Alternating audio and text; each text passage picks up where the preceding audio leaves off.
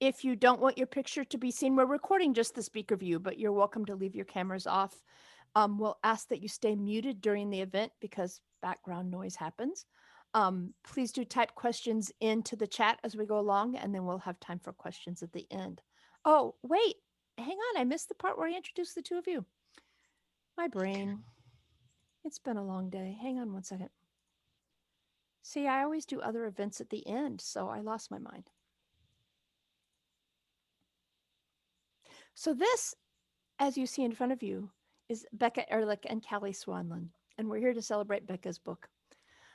Becca is an ordained pastor in the Evangelical Lutheran Church in America who lives in West Mount Airy, right by the bookstore. She's a Christian minimalist in a consumer society. She got rid of 60% of her personal possessions in 6 months, took part in a year-long shopping fast, and moved into a smaller home to actually put this belief and this faith in action. She blogs about minimalism at www.christianminimalism.com and shares inspiration through Facebook and has written the book that she'll be talking about here tonight. Callie is an Episcopal priest who also lives here in Mount Airy. She leads individuals and groups in the work of the amazing Dr. Brene Brown as a certified Daring Way facilitator. She's a creator and a dreamer who has created a virtual and traveling space called the Epiphany Space to help others learn and discover their creative gifts. The book that we're here to launch tonight is called Christian Minimalism: Simple Steps for Abundant Living. Publishers Weekly says about this book, the insightful self-help guide will resonate with Christians wishing to streamline an overstuffed life. As the book blurb tells us, logically, we all know that our purpose in life is not wrapped up in accumulating as many possessions as possible, or wealth, or power, or prestige. But we live in a world that tells us otherwise. Christian minimalism attempts to cut through our assumptions and society's lies about what life should look like and invites readers into a life that God calls us to live, one that is lived intentionally and free of physical, spiritual, and emotional clutter. Written by a woman, I would say a minister, who simplified her own life and practices these principles daily, the book gives readers a fresh perspective on how to live out the idea of God's grace, of divine grace for us in new and exciting ways. So welcome so much, Becca and Callie. I'm so happy to actually see your faces after, responding to your emails, ordering books over the last year. It's lovely to actually see you. And the event is all yours. So. Great. Yay. I'm so excited for the invitation from Becca, and I'm gonna let her welcome all the guests in a moment. But I'm glad to be able to host this special book launch. And Elliot, it's such an honor to be hosted by Big Blue Marble. Uh, as you said, you've seen our emails come through. Becca and I are both fans, and ordering from home. If you're anywhere near Mount Airy, friends, order, and you can do curbside pickup, or now you can just go in the store. But I know it's at odds, and Becca can address this later, but we've got all these wonderful things like Wild Hand, Yarn Shop, and the bookstore. That if you're gonna minimize your life at all, don't minimize the books and yarn out of your life. um, Becca, I'd love for you to say a welcome and hello, and then I'm just gonna pick your brain with some big questions that have come up for me, and I know many others, about minimalism and your new book. Yeah, sounds great. Thanks everyone for being here. It's really exciting to launch this book. It came out officially on Monday. So this is its full week anniversary, I suppose. And so if you haven't gotten to read it, please do. But it's very minimal. So you don't have to worry about it being a tome and it takes forever. But I'm really glad you all are here. So thanks so much. This is a great conversation that I think everyone should be having right now. Absolutely. So gosh, there are so many conversations about minimalism uh, happening in our culture right now, and I think that there's um, there's that push and pull. People are really interested in knowing how to simplify. And yet we're still in a world where everything says more, more, more. Uh, you're not enough. You don't have enough. So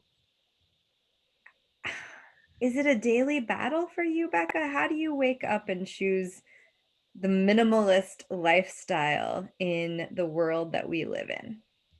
Yeah, it's definitely a countercultural choice. Obviously, living in a consumer culture means that we're constantly bombarded by advertisements and other things that tell us we'll be whole or happy or belong if we buy this one product. And we like to think that we're not super susceptible to that sort of thing, but they always play to those innate desires and needs that we have. That's how the good advertisements work, and so it's really easy to get sucked in and do that. So it's about intentional living and making sure that we're living intentionally and making deliberate decisions as we go throughout the day. So obviously, living counterculturally isn't super easy all the time, but I think it's definitely worth it.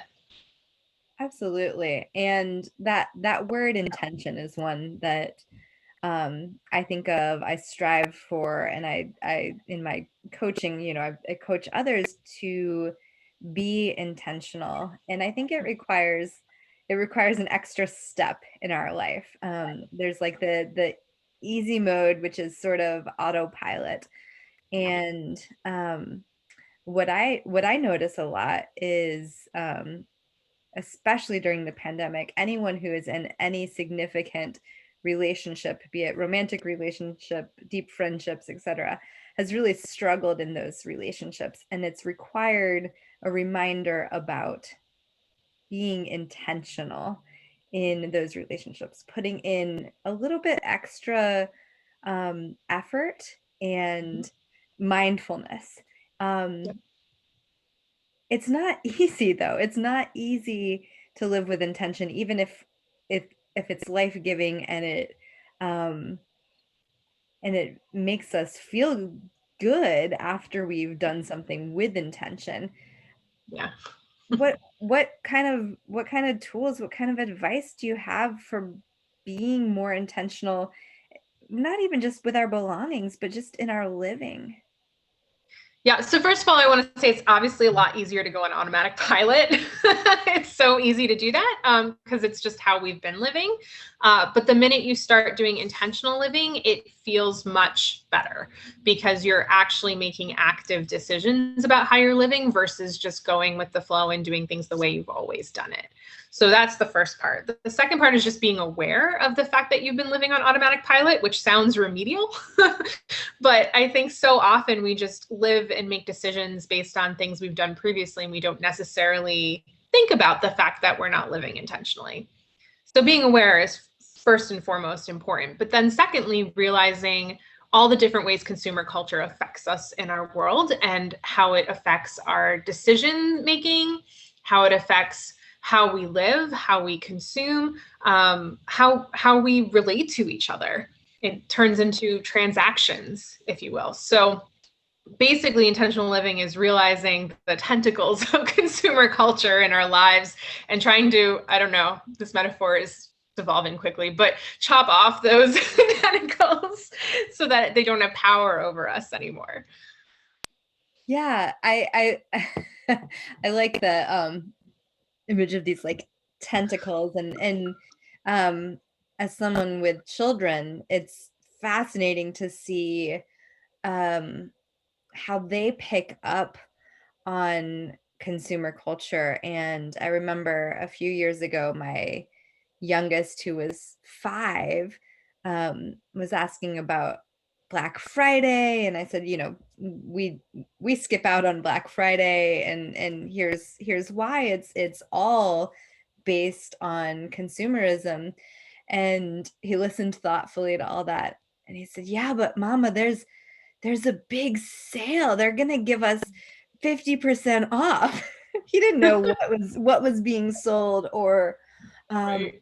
or why that meant anything, but we learn from a young age Yep. that more, more, more is what we should strive for, and that it sort of completes us. So I think it's fascinating that you use the word abundant in your title, and in your book you talk about abundance of living. And when I think of abundance, I think of the word overflowing. And when I pair those next to each other, minimalism and overflowing, they don't jive for me. So tell us about the abundance of living a minimalist life. Yeah, so I was very intentional, if you will, to put that word in the title and to talk about that in the book, because consumer society tells us that abundance is more material possessions, more wealth, more prestige, more fame, all of that. And so minimalism is more about actual abundance of life in those things that matter most and are most important. So relationships, self-care, spiritual growth, those types of things, and not necessarily the things that consumer culture tells us. So people hear minimalism and they think you live like a Spartan and you have nothing on your walls and you have no joy in your life. And it's literally the opposite. You have more joy in your life because you've pared down your life so that you can focus on the most important things. And that's an abundant life. I love that description. And I also think I love how you have been intentional again about taking what has become, I think, like a pop culture phenomenon of minimalism.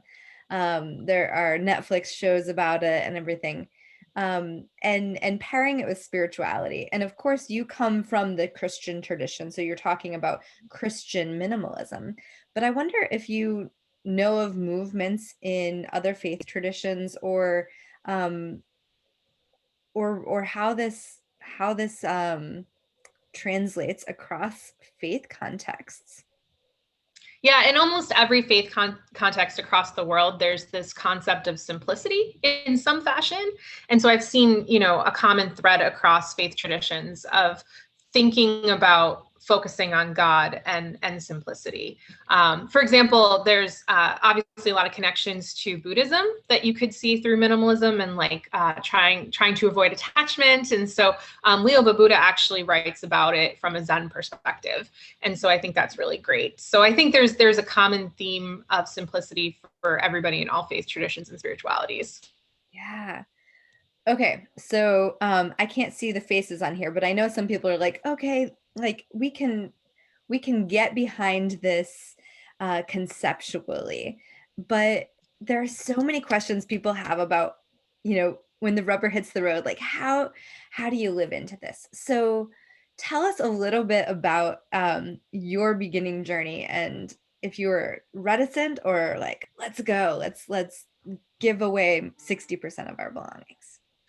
I would have never pictured myself as a minimalist. I will say that. I was pretty much the opposite of a minimalist. I was addicted to online shopping. And I don't use that word lightly. I was legitimately addicted. And people are addicted to online shopping. It's a thing. We just don't talk about it, which I find fascinating. People are addicted to all sorts of stuff that we just don't talk about. But I actually watched the documentary on minimalism on Netflix. And it changed my life. I was like, oh my gosh, I think this is what God is calling me to do in my own life, to live more as minimalist. And so my husband, Will, came home and I said, you got to watch this documentary. And he was like, he wasn't excited about it, but we watched it together. And he said, you know what? I think you're right.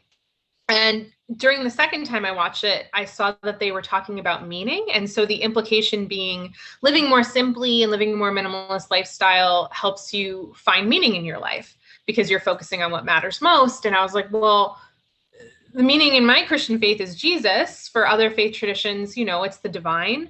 or the divines. And so I was like, I can't be the only person that wants to talk about the connection between Christianity and minimalism. It sounds very much what Jesus teaches. He was a minimalist himself, I believe. He kept things very, very simple and focused on what mattered most, and pared down all of the rules of life into two, really. And so that was what drove me to start writing about it and talking about it and connecting it.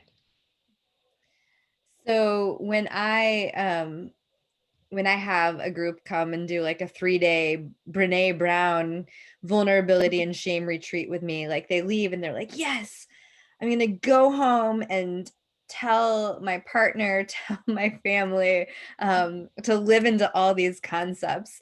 And I'm like, ooh, like slow down. It doesn't easily work like that. You just had this like, life-changing transformative experience, and you can't expect everyone to get on board. So first of all, your husband Will, like what's his gut initial reaction to all of this? And then how do you help those of us who are like, whoa, this would be great, and I don't know if I could ever get family member, best friend, spouse, partner on board?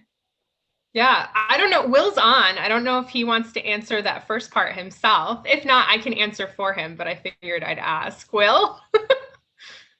Let's see if he can. Oh, he just yelled, go ahead from the next room. Well, honestly, at first he was really hesitant, but then he was on board. Obviously, even though I would say we both live as minimalists, how we live as minimalists are very different. And that's okay. So we live together and we have very different views on what minimalism means for each of us. And that's cool. We work with that together. Sometimes that means we hash things out a little bit, but it's okay.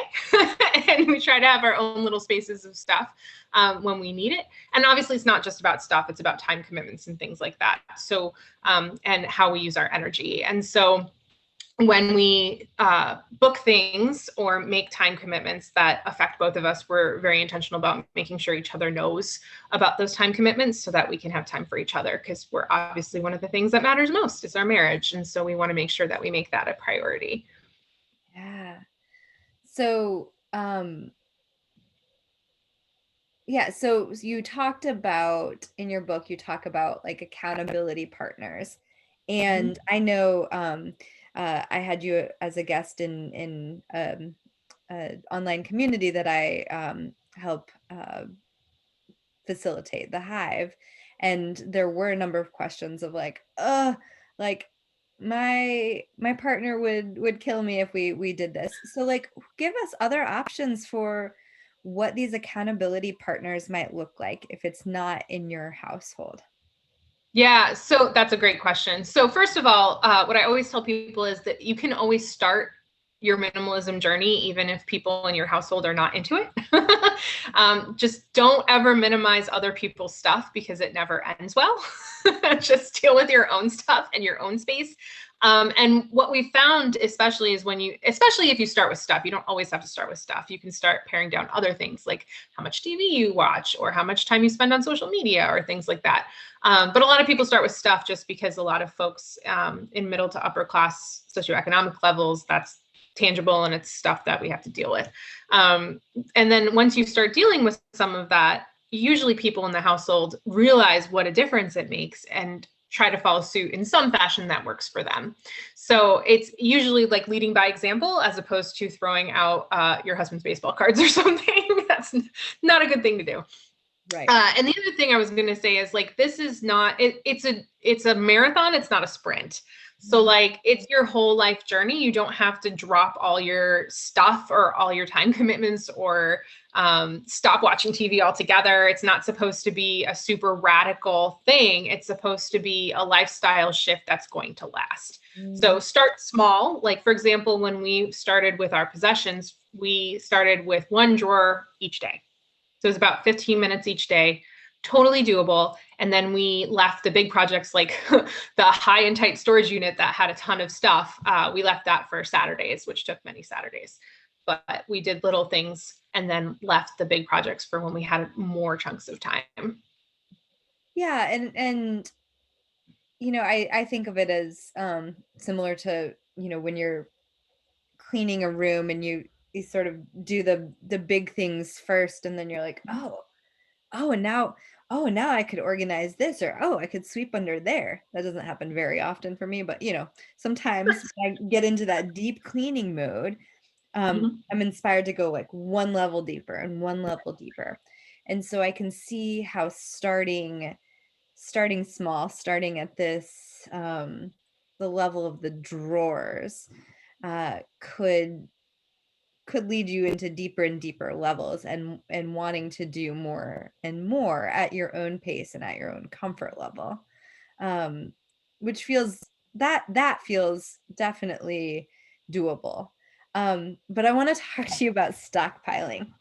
Um, so we know that like different generations have different approaches to Right. stockpiling, and I've heard of plenty of people whose grandparents have like an um, entire country store, or what are those called?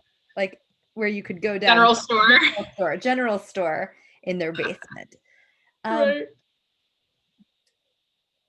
when, if ever, is stockpiling prudent or a good thing? I'm thinking especially of 15 months ago, when some people had supplies of toilet paper on hand, and some people only, bought their one roll at a time. When, if ever, is stockpiling prudent? Yeah, so some of this depends on what makes sense for your family. Because I was having this conversation with someone who, when they were a kid, they didn't have that much money. And so when there was a sale on something that they used regularly, they would buy a bunch of it. So that way they would save money in the long run. And so that kind of stockpiling makes sense to me if you're going to use it, right? Like if it's not just going to sit there. Like I watch these extreme couponing shows where people buy like ridiculous amounts of soap, and it's like you couldn't use all that soap in your lifetime. There's no way. So it's not so much stockpiling if you're actually going to use it. Right.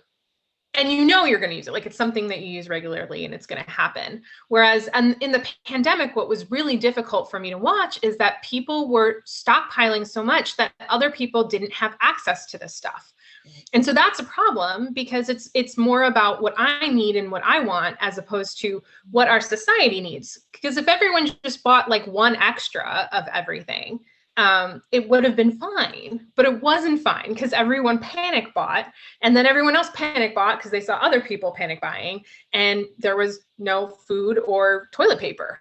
And like, what do? Use leaves? I mean, like there was no option because there was a toilet paper shortage. So it just depends on what the situation is and what makes the most sense for you and your neighbor, and how to make sure that you're not just focusing. Because I would argue that stockpiling during the pandemic was about individual wants. It wasn't necessarily needs. Like no one needed like 8 months supply of toilet paper. That's just not a thing. You don't need to stockpile that much.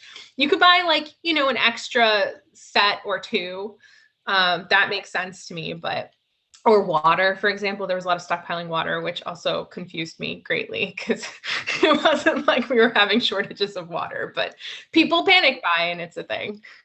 So that's a good point, though, is making sure we're not led by our emotions when we're buying and consuming, because a lot of times that leads us to making decisions that may not be the most logical or helpful for our neighbor or Yeah. ourselves. I can see that this topic resonates with a lot of people. A lot of people have grandmothers who stockpiled things. But Emily says, I love the idea of stocking up on some essentials in the good times so I can have enough to share with others in the bad times. And that's fascinating too. I did see some of that in the pandemic. There Mhm. was certainly the guy that, I don't know, got arrested or fined for buying up all the hand sanitizer in his city, and then selling it for quadruple the price.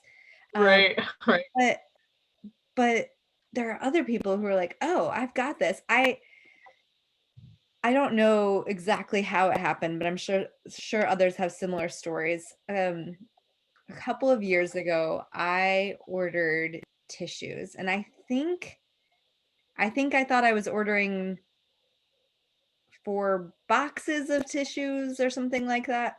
I ordered 4 orders of 12 boxes of tissues and That's a lot of tissues. had 48 full, the full long rectangular boxes. Our local school over here in Mount Airy, I just kept bringing them tissues. I'm like, you need more tissues? I have tissues. I have tissues. Finally, 2 years later, I have just this week finished my last box of tissues. So they were all needed. We used them all. I really didn't want to be moving them across a household move and things like that. But there are times that we unintentionally stockpile as well. And I love the idea of sharing as our neighbor needs it.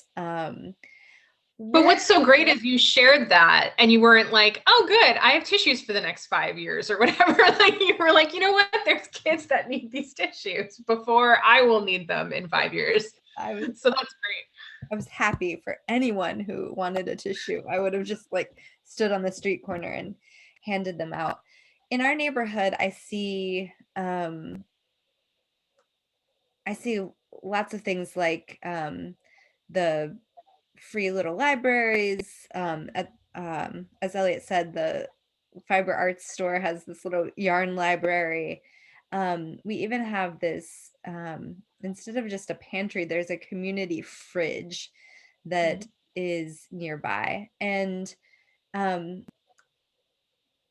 it makes me wonder, it leads me to this question for you. Sometimes our minimalism can help others. Sometimes we give our discards and our trash and our expired cans to people. Can you speak to that and how the spirit of and intention of minimalism can work in those situations? Yeah, so I would just say that I'm a lot more generous than I used to be because I have the freedom to do that because I have a lot less stuff and a lot more resources in order to give because I'm not constantly spending my resources on things I don't need or want either way. And so that's one of the things that most people who live more minimally realize is that they're able to be more generous and help others. And so that's something that I think about regularly. And when we do go through stuff, because there's not a one and done process, like it's not like you sit there and you're like, okay, I've arrived. I'm a Christian minimalist now. Like it's a constant thing to figure out what's adding value to your life and what can you pare down in order to focus on what matters most. And so it's not really cast-offs, it's stuff that's still really good. Obviously, if something's like broken or worn out, I throw it out. I don't donate it because if I don't want to use it, no one's going to want to use it.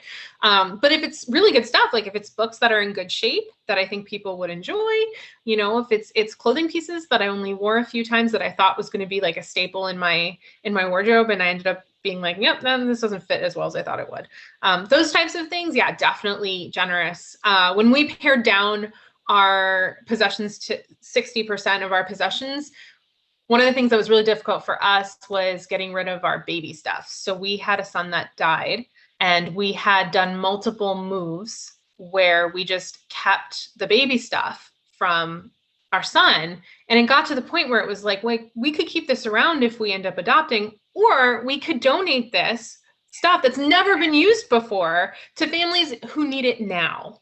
Like right now, they need this high chair, they need this crib. And so that's what we ended up doing. And that was really hard emotionally, but we also realized that like we were helping people who really needed this stuff right now.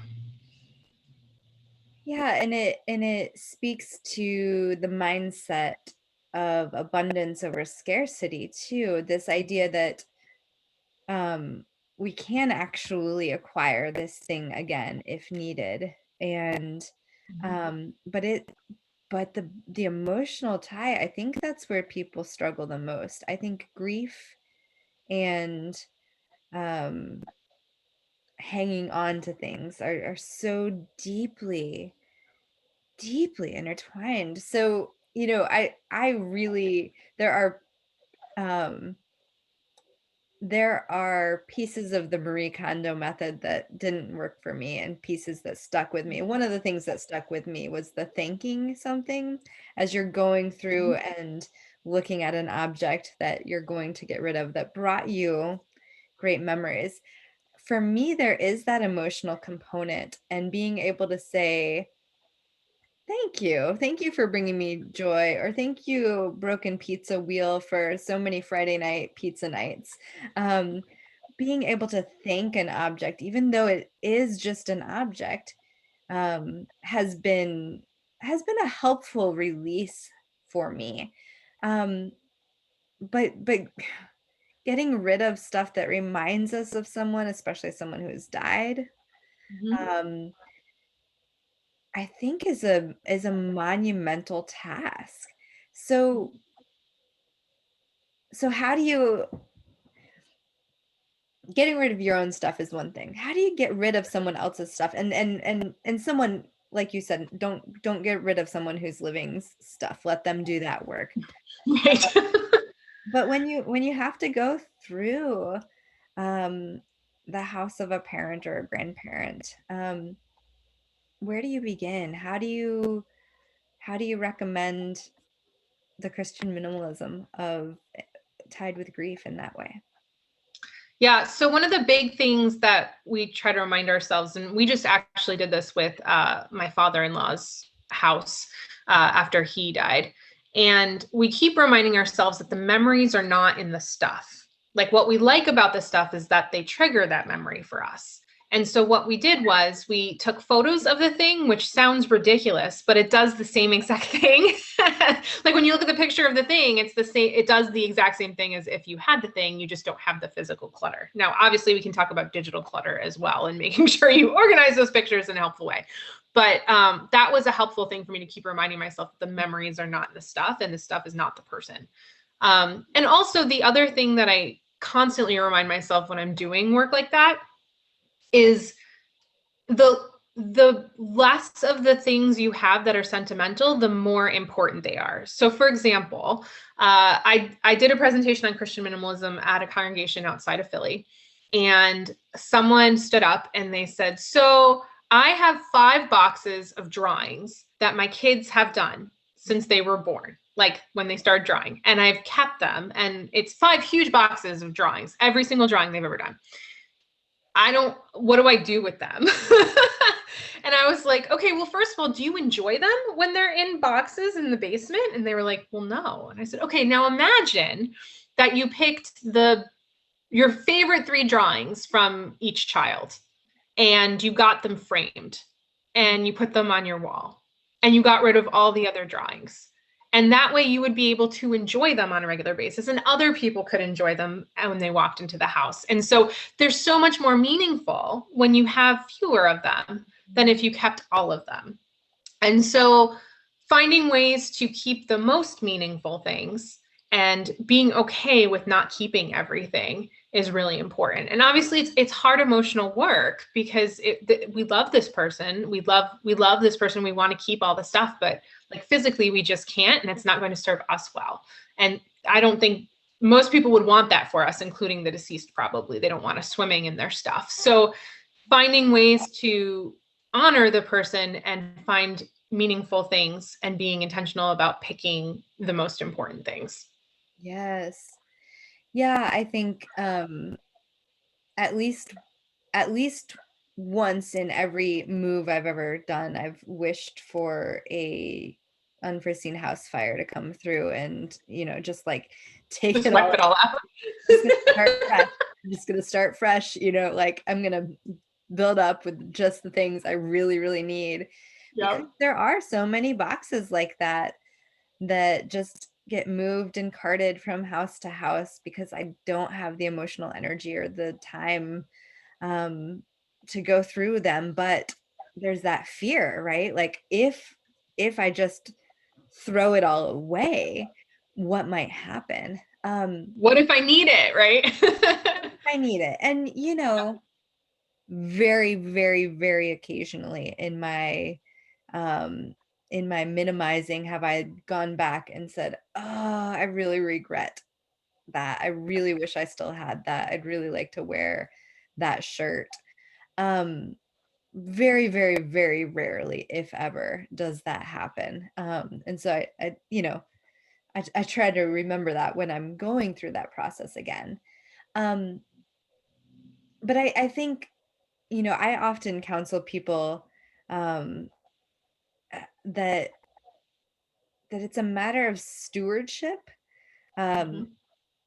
for our loved ones, what Yep. we keep and what we get rid of. And you talk about this a bit in your book with Swedish death cleaning.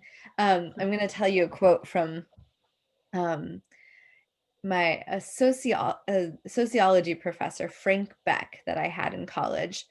And he said, have you ever seen a luggage rack on a hearse? And we all said, no. He said, because you can't take it with you. Um, Right. and that has always, always, always, always, always, always stuck with me. That, I mean, gosh, we're not going to enjoy it in the afterlife as far as we understand of the afterlife. Um, but instead of enjoying it, some of our family members are going to have to deal with it.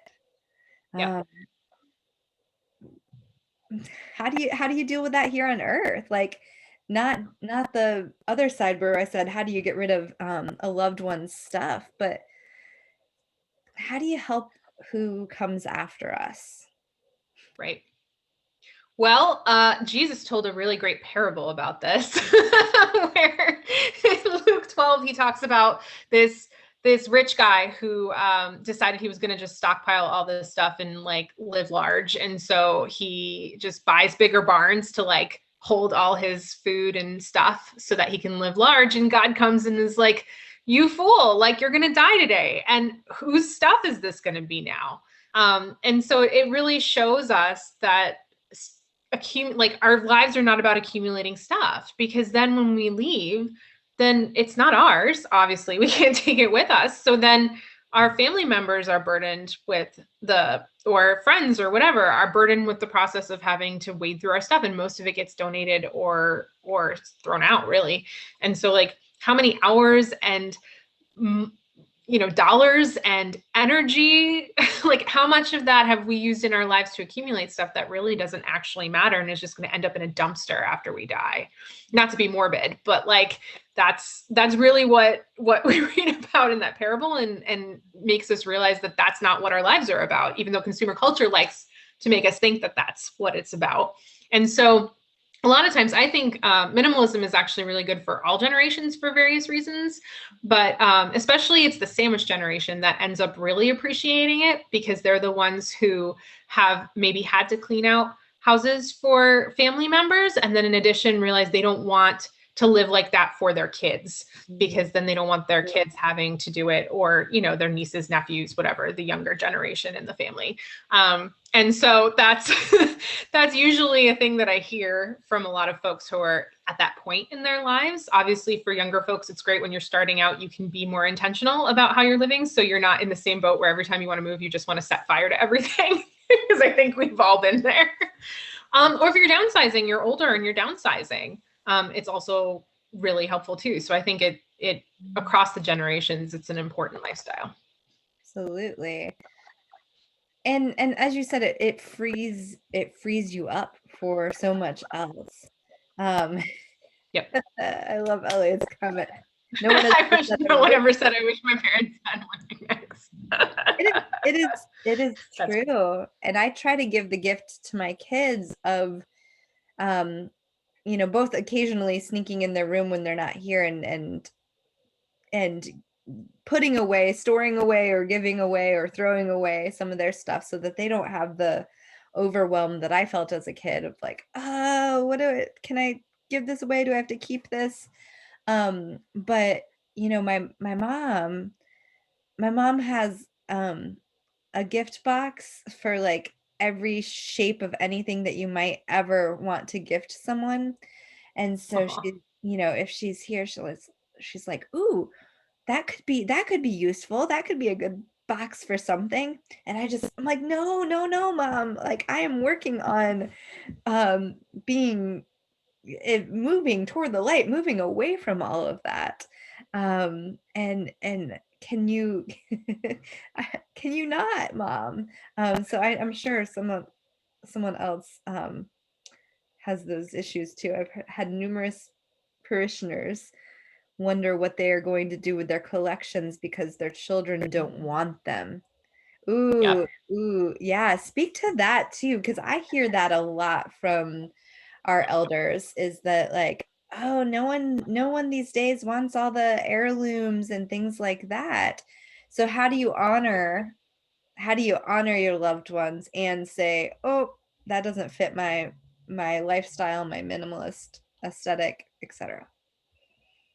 Well, one of the things I would say is minimalists tend to live in smaller life spaces, typically, not all the time, but a lot of times. And so just being like, I don't have space for that, it's really helpful.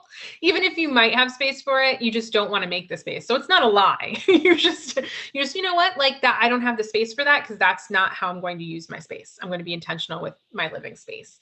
But one of the other things is like, I don't need that, but I know other people could use that right now. And so donating stuff that's good quality is not a bad thing. And I know some people will be like, I want it to stay in the family. And it's like, well, not everything can stay in the family all the time, especially if it's like China.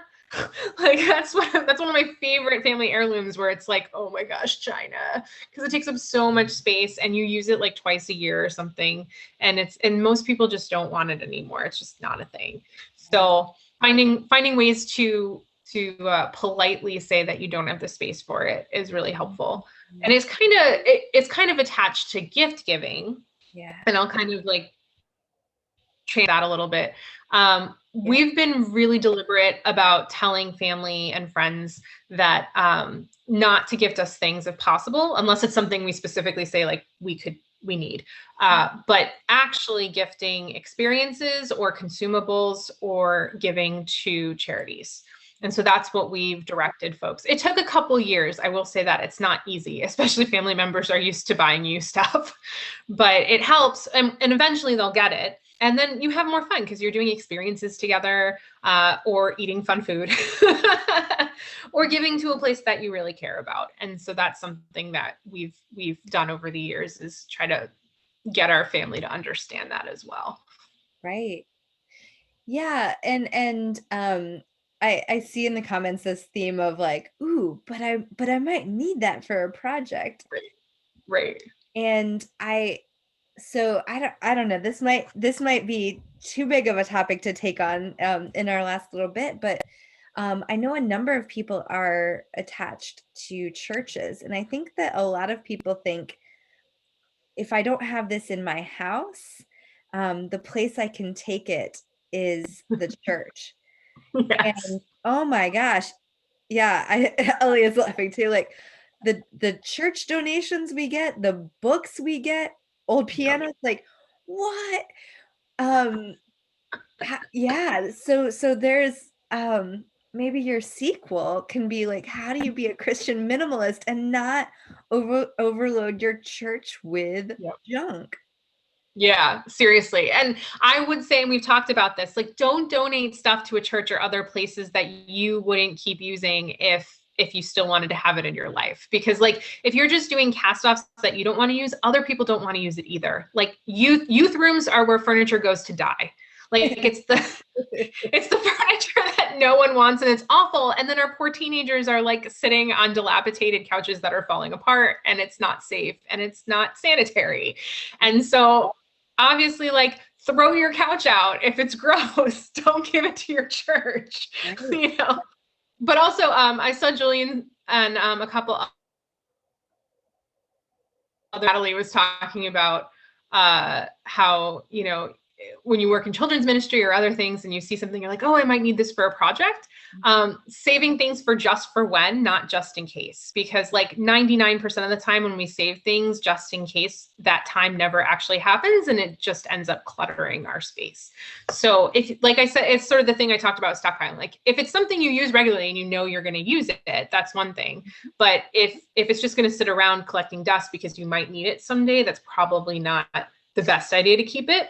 The minimalists actually have a 20/20 rule. And obviously this assumes some privilege that you're able to do this, but if you can replace it for less than $20 in less than 20 minutes, you don't have to keep it in your house. Now, obviously that assumes that you have the $20 and that you're able to get yourself somewhere to buy the thing. But if you have the means and the ability to do that, that's an interesting rule that they talk about. I love that. And there's a whole other conversation in there too about minimalism and privilege. But I think that there's also, I think that there's a strong connection between living more minimally is often tied to the shopping choices that we do make. And when Elliot had the slide about worker rights and unions and Amazon, I thought that paired really well with talking about minimalism, because how do we choose to shop local? How do we choose? One year I did a sweatshop free year, so I didn't do much clothes shopping except for like thrift stores. I didn't go in Target for almost a whole year that year, and other things like that. And it was transformative. It was eye-opening to be like, oh, okay, so not only is it about clearing out my own aesthetic or changing my own aesthetic, but the social justice that's involved in our choices of what to buy and what to surround ourselves with. Yeah, and obviously when you're starting to live more simply, you notice more the economic injustice in our country and in our world. And now you have more resources and time and energy to help make a difference in all of that. That's been something that I've been most interested in. Like I live simply because it's intentional for me, but there are some folks who don't have that choice. Now, I would say that there's aspects of minimalism that across the board in socioeconomic levels people can do. Like obviously the intentional living idea and putting God first, all of those things across the board. But some of it is going to ring more true, I would say, for folks who might be in the middle to upper socioeconomic levels versus folks who are living paycheck to paycheck just because they're used to living more simply because they have to. But obviously intentional living is important for all folks. Yeah. So tell us about the most recent way that you experimented with living intentionally and minimally. Yeah, so I wore one dress for 100 consecutive days. I mean, I have so many questions, but did you burn it afterwards? I didn't. I still have it. And I'll probably wear it regularly. I haven't worn it since then because I just finished the challenge like a month ago. So that dress and I needed a break a little bit, but it's a black dress, so I'm going to wear it all the time, especially as clergy. Yeah. The way I understand it is that company like started out like, oh, you get a free dress for this, and it became so popular that they had to change their rules for engaging in the challenge, which is like a fantastic problem to have, right? People are wanting to do it, and there's so many different reasons behind it. Some of it is a deeply spiritual reason. Some people just really hate shopping, or they really hate picking out their clothes each morning, and so having a capsule wardrobe or a uniform is freeing to them. Yep. And it was really funny because so I've done multiple minimalism experiments over the years. I did a year of no shopping. I did a shopping fast, which was one of my big ones. And so I was looking for my next big one. And I saw this being talked about on social media. And I was like, this sounds perfect, because for me, clothes have been one of the more difficult places to simplify, because it's one of the ways I express myself. As you can see, obviously being a minimalist doesn't mean you have to wear black all the time. So I did for 100 days because my dress was black, but and so living, like, not having to think about what to wear every day was so freeing. And that sounds so dumb, but decision fatigue is a real thing. And so one less decision you have to make in your day actually helps you to make better decisions later in the day. Julian said, but you had lovely scarves and leggings. I did. So that's basically what I did. A lot of people end up accessorizing a lot when they do the challenge. I didn't end up accessorizing a ton. I just wore, it was cold. I started in January, so it was cold in Philadelphia. So I just wore leggings. That was my thing. I just wore fun leggings the whole time under the dress. And obviously scarves because I was cold. But other than that, I didn't really accessorize too much. I did an interview process. This is a funny story. I did an interview process while I was doing the 100-day challenge, where I had 3 consecutive Zoom calls on different days. And then I went in person, and I was still wearing the dress, and I was really worried. That was the only time I was worried people were going to notice. But like, I threw a blazer on for one of the days, and then, like, you know, I wore different shoes, and no one said boo. Like, no one noticed that I had, you know, done multiple interviews with the same people, and no one noticed or cared, for that matter. So I think there's something called the spotlight effect in psychology, where it basically just says we think people notice us more than they actually do. And so people don't notice what we're wearing most of the time. Once in a while, probably. But except for the people who knew I was doing the challenge, no one noticed at all that I was wearing the same dress every day. Yeah, people are more concerned with what others are thinking of them than thinking of you. So, as religious leaders, I think that some people look to us and say, "Oh, yeah, of course you do that. Like, that's your job. It's your job to live minimally. It's your job to be kind to other people, or to, you know, live your lives geared towards service." And so how do you encourage other people to say, like, this is for everyone, and you don't have to be a faith leader to be able to engage in this? Yeah, and there's a lot of faith leaders I know who would look at minimalism and be like, nope, not for me, which is also fine. But I think, honestly, minimalism, and any type of minimalism, whether you be Christian or otherwise, like, I think that it's accessible for everyone. And the good part is you get to decide how you live as a minimalist for your context in life. That's what I always say. It's a recipe, and you get to decide how to live it out. It's prescriptive rather than restrictive.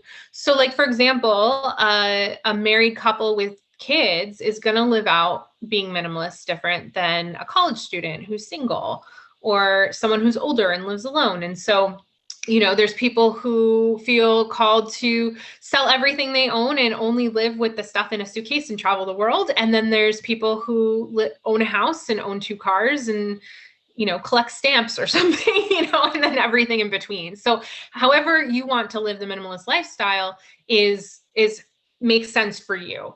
The common thread, obviously, is intentional living and paring down to focus on what matters most. And I love that in your book there are many opportunities for people to engage in this, and it's not like you say it's prescriptive, not restrictive. Like, you're not like, okay, so here's the 63 things on the checklist that you need to do to be qualified as a Christian minimalist. And once you pass this test, you know, here, I'll send you your sticker and your badge. But you probably wouldn't send them, because that would defy the whole purpose. Right, then you have a badge. Like, here's a picture. Here's your picture of your badge. So I love that you make it so accessible. You say, you know, if you have 60,000 items, and you want to go to 50,000 items. That's minimizing. Like you don't have to have you don't have to match someone else's process, and your minimalism doesn't have to look the same. It's an internal journey, as I understand it from what you're saying. It's an internal journey of, um, do I have fulfillment in myself? Do I have connection to God? Do I have time for my family and friends and things that matter most in my life? And if I don't, what can I cut out Yes. to achieve that? Am I getting what you're, is that a Yeah, it's all about just yeah. No, that was a great way to simplify everything, really. I liked it. You made the Christian minimalism message simple, which was good. Yeah, it's basically about, removing anything that keeps us from focusing on what matters most, because we know innately what matters most. Whenever I speak on Christian minimalism, everybody, like, people yell out the stuff that we know matters most, like relationships and God and things like that. But when I ask if we're really actually focusing on those as most important and having our lives revolve around what's most important, as opposed to the opposite, where it's like, oh, when I have time, or when I have money, or when I have, you know what I mean? Or I'll do that later. But like actually making those primary in your life, that's really what minimalism is all about. Yeah. Well, I know in a minute we're going to have some time for some questions, but I want to just ask you, Becca, if there's anything else about the world of Christian minimalism or your own journey that you want everyone to know. Yeah, one of the things I always try to mention is that the decluttering movement is very different than minimalism. So the decluttering movement isn't bad in itself. It's about getting rid of stuff, which is good. And it's part of minimalism, but it's not the only part. Minimalism is a full lifestyle choice. So it's not just about the culling down of stuff. It's about the culling down of your whole life to focus on what matters most. And then making sure that you make intentional choices after that. Whereas decluttering is just like, I'm gonna get rid of a bunch of stuff and that's it. There's no real follow-up. There's no real, okay, now how am I gonna live my life now that I'm freed from this stuff? So just knowing that minimalism, decluttering is a little part of it, but it's so much more than that. I love that. I love that. Elliot, how do you want to run questions? Did you? I think we're a small enough group that if folks just want to unmute, and I'm going to remove the pins so we can set this to gallery view. Great. And if folks just want to unmute and turn your cameras on, or you can type into chat, either way, we're small enough that we can just be person to person. Yeah, so any questions you have for Becca personally about her journey or how to start, or if you're stuck in your minimalism journey, we'd love to hear. Hi, so this has been great. My question is, do you stop wanting stuff? Because I love the idea of minimalizing and focusing on what's most important, but some days I'm bored and I want to buy something. Does that get easier? Yeah, it gets better, but it doesn't go away completely. At least it hasn't for me, because it's just so ingrained in me. Like when I was growing up, how I bonded with my mom was shopping. Like that was a thing. And so finding ways to bond with my mother, for example, that don't involve shopping was kind of key in making sure that she realized that like this wasn't just a passing phase for me. Like this was a whole new lifestyle thing where, no, Mom, I don't want to go shopping with you and buy a bunch of clothes that I really don't need just because that's what we used to do to bond. So find if there's ways to change those habits so that it's less likely that you're going to do them, that's something that's helpful. But I would say it doesn't go away completely. So you just try to redirect it into something else, or find ways to make sure it's in a normal, realistic realm. So for Will and I, one of the things we do, my husband and I, is typically if we're going to buy something that's over $50, we'll tell the other. And that kind of is an accountability thing. It's not because we have to ask for permission necessarily, but it's just as an accountability measure so that we're not just buying things willy-nilly, because I think everybody has done that now and again, right? Where you just click a button, especially online. It's so easy. You just click a button and you're like, oh, I just bought this thing. And then it comes in the mail and you're like, cool. Now I feel bad that I bought this thing on a whim at like midnight on Amazon, you know? So finding ways to not have it in your face. Like I'm on very few companies' emails.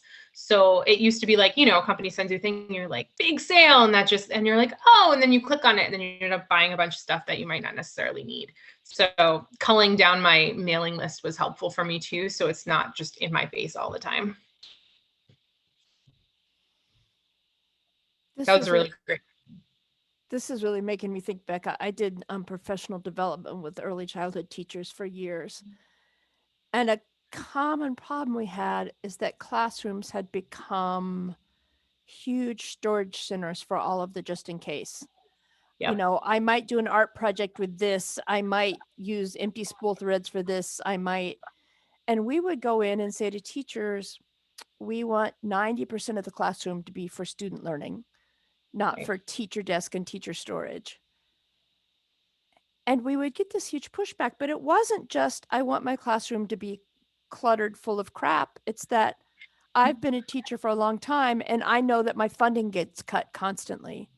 And so I store stuff up here because it is my lived experience that I might not have an art budget for 3 years. Right. And so we had to learn to act out of this place of really understanding and compassion and help teachers strategize. Like, okay, if you get rid of all of the toilet paper tubes, if you want to do a project with them, you can ask your students and they could probably all bring in 5 tomorrow. Yep. Right. So like, here's how we could make sure you'll have what you want, because it really wasn't, you know, people would say, oh, it's hoarding or it's clutter. It wasn't. It was a very real experience of not having basic tools you need to do your job because, you know, funding comes and goes. So it was hard. It was better once those classrooms weren't full of old crud, but it was not a simple or clear answer for people.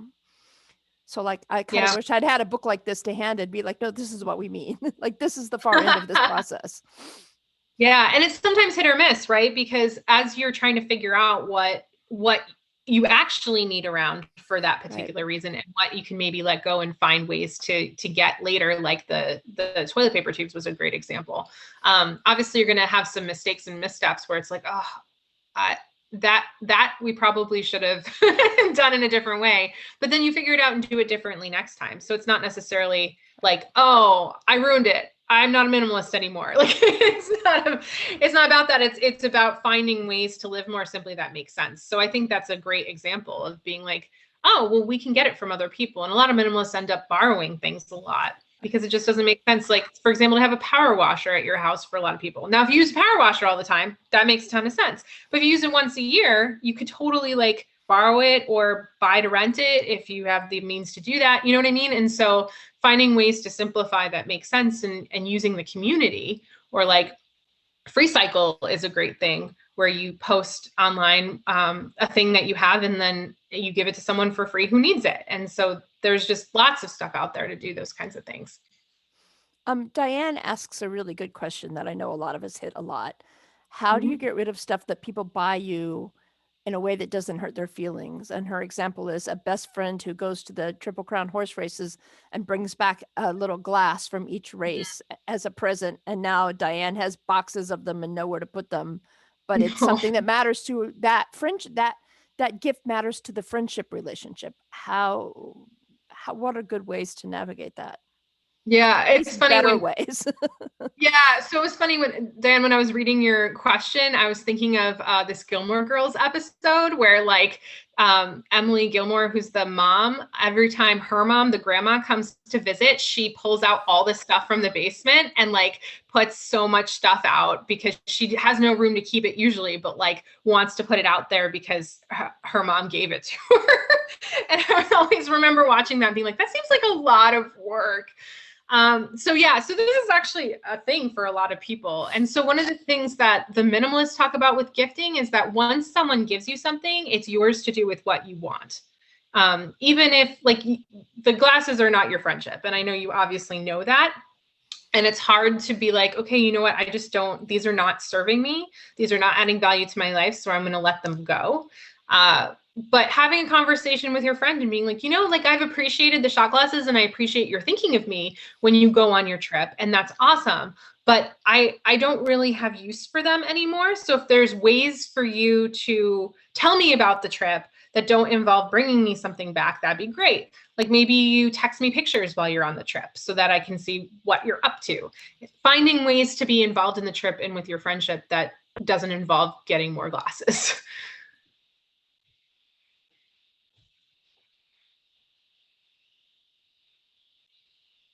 Yeah, you're welcome. Any other questions?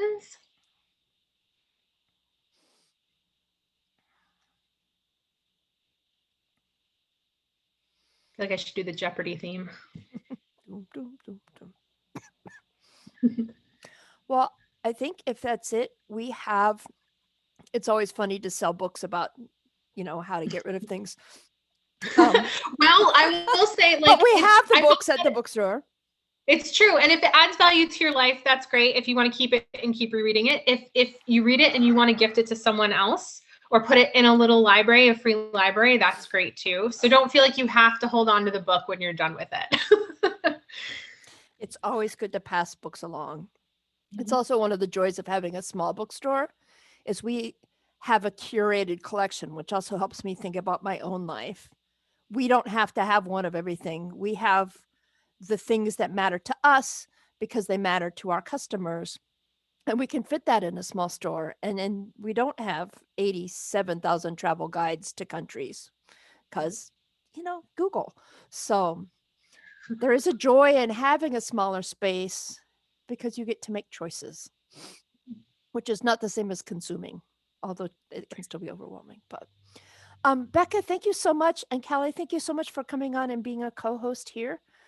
The book is for sale at the store. If you want it personalized, I'm sure I could convince Becca to come stop by the store and sign one for you.